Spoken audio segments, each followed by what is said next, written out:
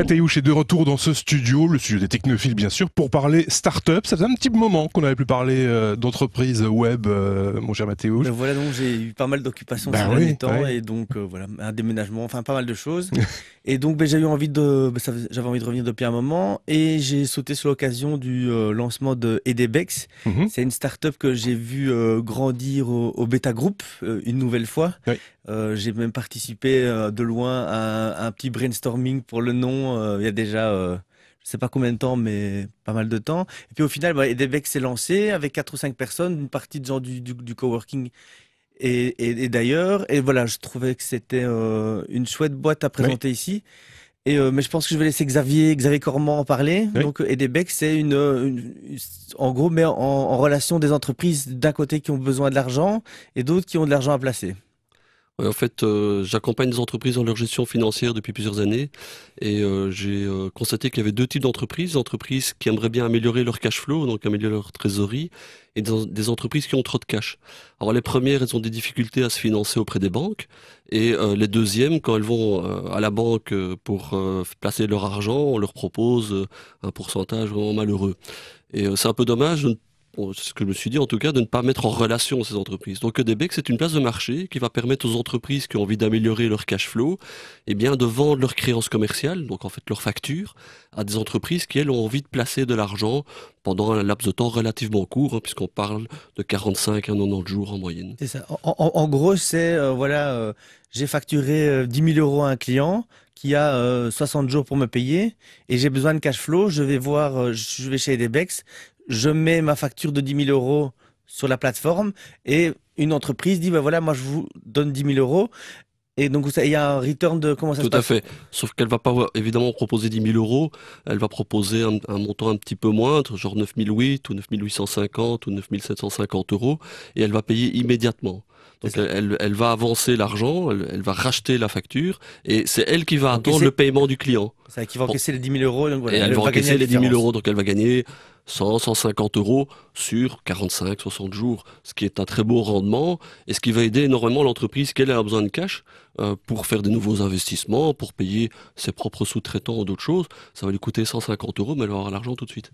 Alors j'ai une question, comment on évalue les payeurs? Parce que voilà, moi je fais une facture de 10 000 € à quelqu'un et en fait ce quelqu'un, je sais qu'il n'est pas solvable, je vais sur Edebex, je dis voilà, j'ai besoin de 10 000 €. Oui, effectivement. Non, tout à fait. Et c'est là que Edebex apporte de la valeur ajoutée, parce que Edebex va faire plusieurs choses sur chaque facture qui va être mise en vente. D'abord, Edebex va screener la facture au niveau est-ce qu'il y a un problème avec cette facture, est-ce qu'elle est contestée ou pas. Donc chaque facture est approuvée par nos services. Et en plus de ça, on rajoute une assurance crédit sur chaque facture qui est mise en vente sur la plateforme. Ça veut dire s'il y a un défaut du débiteur, donc celui qui doit payer la facture à la fin, s'il fait faillite ou quelque chose comme ça, il y a une assurance qui vient intervenir et qui va payer à la place du débiteur. Mais évidemment, cette assurance n'intervient qu'après une analyse au préalable de la qualité du débiteur. Donc, si le débiteur a déjà un pied dans la tombe, évidemment, la créance sera refusée sur Edebex. Donc, effectivement, il faut des créances de qualité. Le but n'est pas d'avoir des mauvaises créances. Le but est d'aider les entreprises qui ont besoin de cash à améliorer leur situation de cash flow. Ça n'est pas autre chose. D'accord. Alors, j'avais encore une question. Donc vous prenez un pourcentage. Vous êtes payé où Comment vous gagnez votre vie en gros dans le circuit? Alors on n'est pas une SBL, donc clairement on est là pour une situation win-win-win, donc les vendeurs et les acheteurs de créances soient win-win, mais que nous aussi nous soyons gagnants.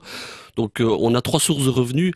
La première source, c'est on demande aux gens qui veulent utiliser la plateforme de payer un abonnement annuel, qui n'est pas très élevé pour une entreprise, puisqu'on parle de 150 € par an. Ça, c'est pour pouvoir...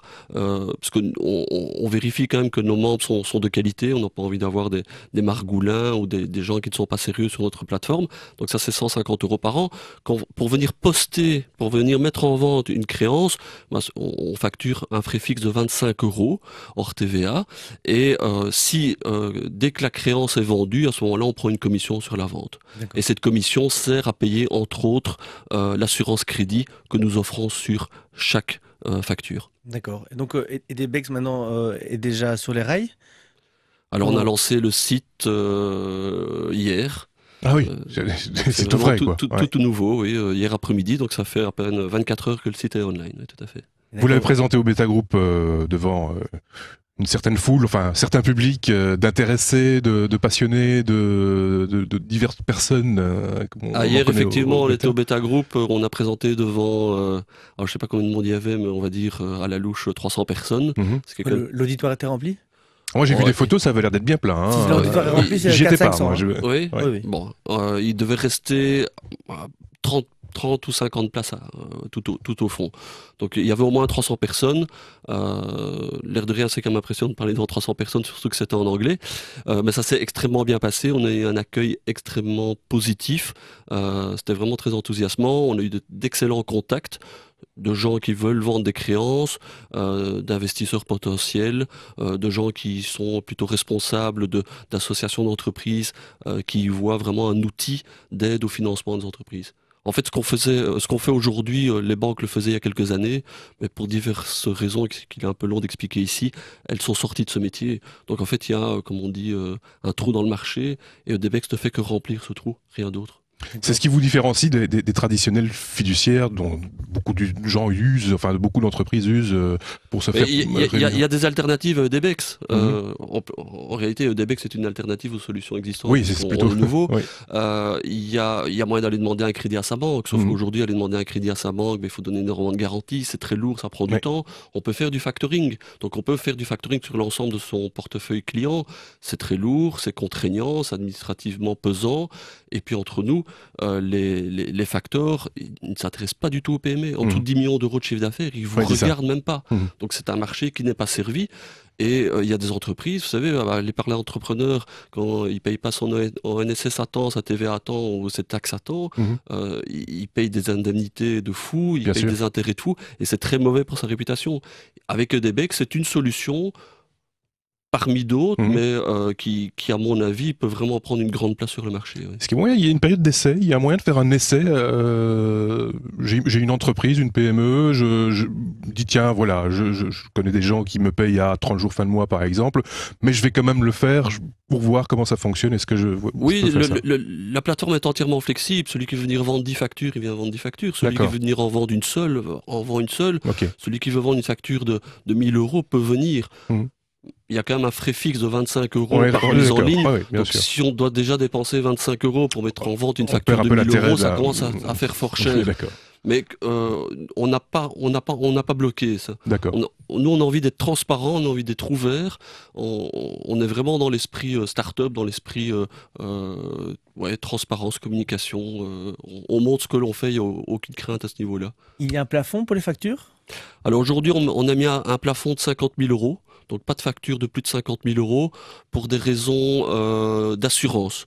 Ensuite, il y a une raison réglementaire qui nous limitera quand même assez rapidement à 100 000 euros. Ouais, 99 999. Voilà, donc on sera à 99 999. Mais aujourd'hui, c'est 50 000 euros, ce qui devrait quand même déjà pas mal aider les entreprises. Peut-être rappeler cette limitation que j'entends régulièrement. Même moi, je me rappelle plus pourquoi est-ce qu'elle existe. C'est propre à la Belgique, je pense, hein, cette limitation. Oui, en fait, la réglementation financière et national, ce qui est un peu bizarre pour un marché unique, mais bon, c'est comme ça.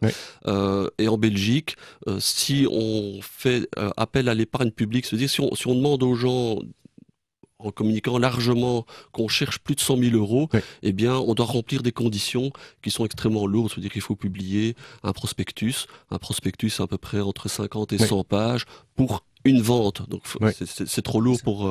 C'est ça, une fois que tu arrives à 100 000, tu as la FSMA qui te tombe dessus et tu dois remplir des tas de critères. Voilà, donc par exemple, ceux qui sont venus ici, il y y avait... My First Company. On en avait parlé on avait parlé et eux étaient en dessous, mais la FSMA n'a quand même pas beaucoup aimé et eux se sont retrouvés, ils n'ont pas eu la même préparation que My Micro Invest. Eux, ça fait 2 ans qu'ils bossent sur la plateforme. Ils l'ont lancé maintenant, mais c'est 2 ans où ils ont bossé avec la FSMA justement pour être bien en règle. Donc c'est très très contraignant. Et donc là, l'avantage, c'est d'être en dessous du palier. C'est d'avoir quand même si tu es dans les règles, c'est beaucoup moins lourd, quoi. Oui.